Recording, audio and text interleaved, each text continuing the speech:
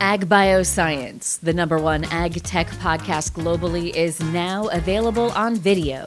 Hear from leaders and innovators across food, animal health, plant science, ag tech, and agriculture. Mondays at 6 a.m. on YouTube or wherever you get your podcasts. While you're there, subscribe and leave us a review. It's the Ag Bioscience Podcast with Agronovis Indiana. Get more information at agronovisindiana.com. This is Inside Indiana Business Radio for the afternoon of Wednesday, August 19th, 2026. I'm Alex Brown. The Northern Indiana Commuter Transportation District recently approved a 20-year strategic plan for the South Shore Line, including technology upgrades, infrastructure improvements, potential new stations, and rail extensions. President Dave Deck said the district needs a long-term plan because major rail projects can take years to fund and complete. It is imperative for our riders to be able to count on us, but then what do we look at in the future? Our job now is to deliver on those promises for the expanded service, and then we look to if there are future expansions that make sense, that are wanted, that are needed. The next focus is the realignment of the rail line at South Bend International Airport, which is expected to reduce commuter time by about 15 minutes.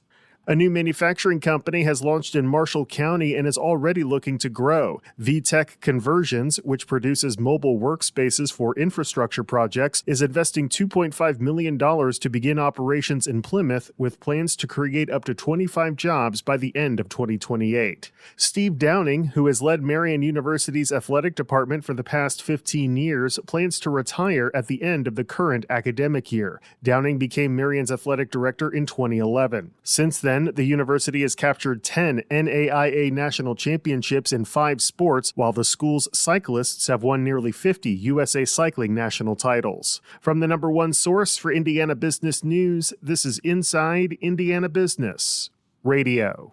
Thanks for listening to this IBJ Media podcast. You're probably going to remember this ad. Do you know why? Podcast advertising works. 85% of listeners recalled hearing an ad during a podcast, and 70% of podcast listeners have acted after hearing an ad. So whether you're looking to be heard across the entire IBJ Media Podcast Network, sponsor one of our shows, or just start with a 30-second ad, IBJ Media can help. Contact advertise@ibj.com to learn more.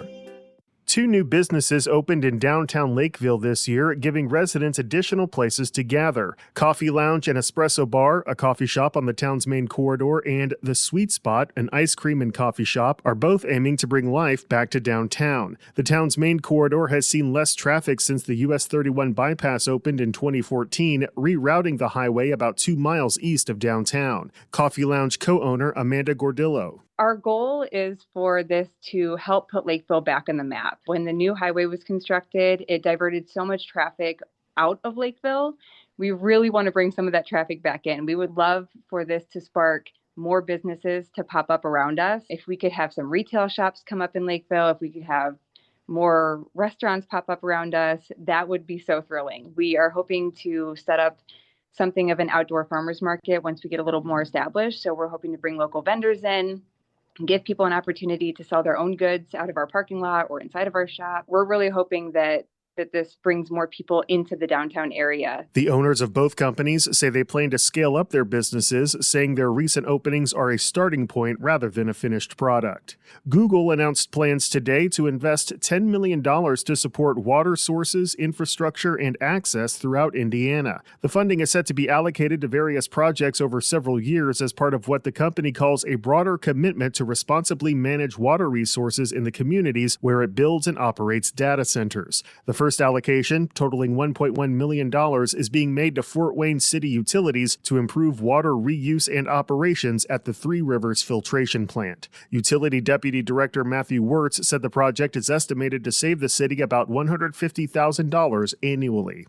Work continues on a $2.3 million improvement of the Laverne Gibson Championship cross-country course in Terre Haute as the venue prepares to host the 2026 NCAA Division I cross-country championships this fall. well. Terre Haute businessman and philanthropist Greg Gibson said the project is the result of increased competition caused by the venue's success. We've had enough success that it's caused other bigger schools and bigger towns to look at cross-country facilities, and so it's a form of flattery, but it's spawned a lot of competition for us, and it's the reason we have to keep improving. In 2025, the course attracted some 100,000 visitors and generated $10 million in local economic impact. Longtime Indianapolis Colts beat writer Mike Chappell is this week's guest on the Business and Beyond podcast with Gary Dick, presented by PNC, a weekly conversation with high-profile Hoosiers in business, sports, and entertainment, and beyond. Available now on the IBJ Media app or your favorite podcast provider. I'm Alex Brown for Inside Indiana Business Radio on Demand.